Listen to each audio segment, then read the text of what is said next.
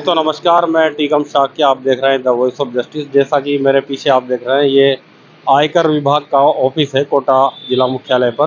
कांग्रेस के नेताओं ने आज यहाँ पे धरना प्रदर्शन किया था और राखी गौतम ने तो ये भी कहा कि चाहे वो नीचे की पंक्ति का व्यक्ति हो, चाहे कांग्रेस का ऊपर ऊपर की पंक्ति का व्यक्ति हो, उसके लिए कांग्रेस का हर एक कार्यकर्ता जी जान से उसके साथ खड़ा है।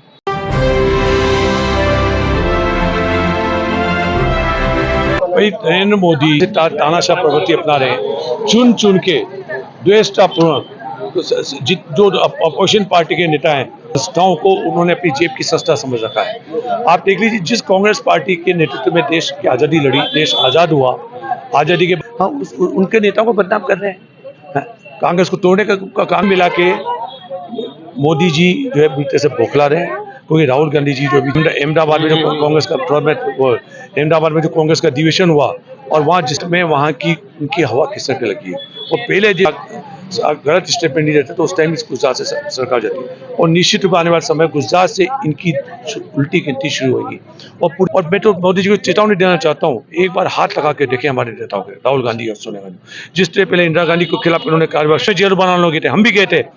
अगर इनको गिरफ्तार किया तो पूरे देश के जेल भर जाएंगे, मोदी जी की हालत खराब कर देंगे। यदि जेल जाते हैं तो फायदा कांग्रेस। अगर किसी तरह का मोदी जी ने षड्यंत्र किया, अगर गिरफ्तार करने की कार्रवाई की तो पूरे देश के जेल भर देंगे।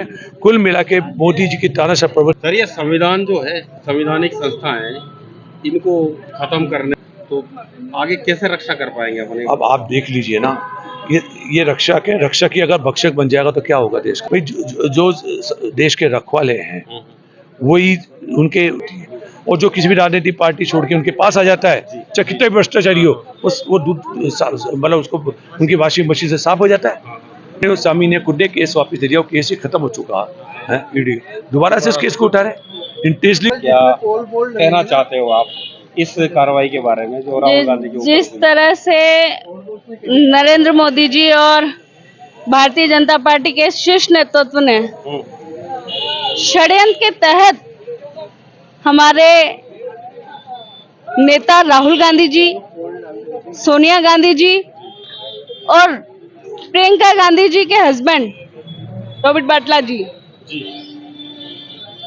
जो मनमानी तरीके से कार्रवाई कराई जा रही है, इससे साफ जाहिर है कि नरेंद्र मोदी जी घबराए हुए हैं।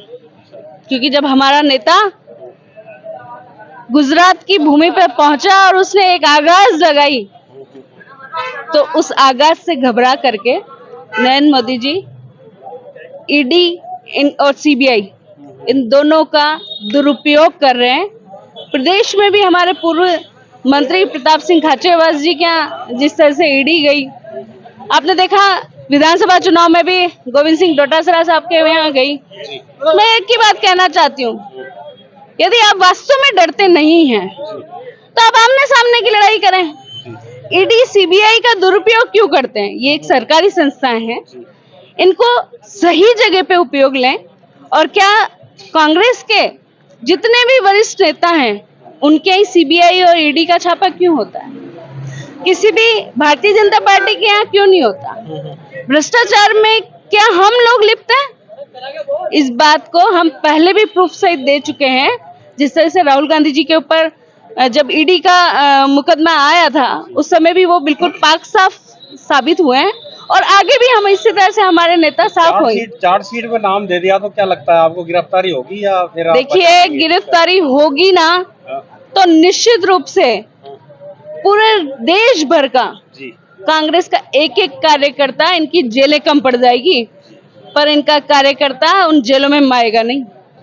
तो हम सब तैयार बैठे हैं और इस चार्जशीट को निश्चित रूप से आने वाले 2-4 दिन में पता चल जाएगा कि क्या किसको दिया है आपने?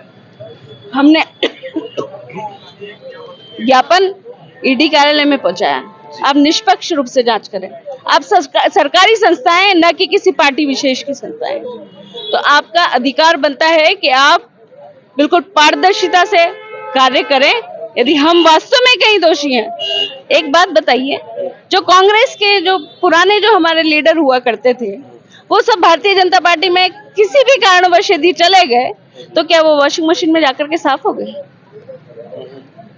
क्या बताना चाहते हैं? इससे साफ जाहिर होता है कि भारतीय जनता पार्टी की सोच जी इतनी ओछी है, इतनी ओछी मानसिकता की सोच रखते हैं ये लोग। आपने देखा भी 4 दिन पहले हाँ महिलाओं की रक्षा सुरक्षा की बात करते हैं।